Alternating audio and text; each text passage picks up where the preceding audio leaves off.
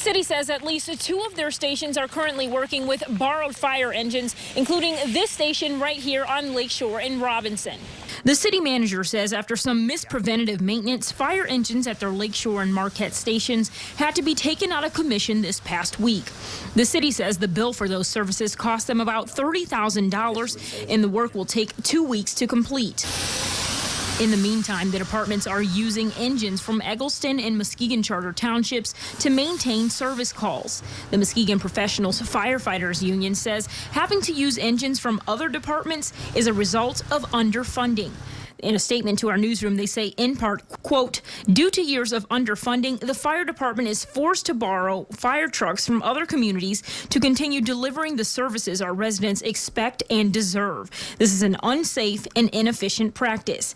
They go on to say they hope to work with the city on this issue in the future. The city says while they have fielded several complaints over the years from the union, this is not a budgeting issue, and the practice has been used many times before. I mean, we have a great relationship with the fire departments that surround Muskegon. You know, there are different times where we've been able to provide them with mutual aid or assistance with equipment and things like that.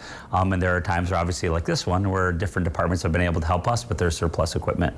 And we find and we believe that it's a better use of taxpayer money than... The city says response times have not been impacted at all. They say studies over the last few years show their fire crews have been able to maintain similar response times, if not improve. The city says it'll likely be at least another week before those engines are back at the stations. Reporting here in Muskegon, Whitney Burney, News 8.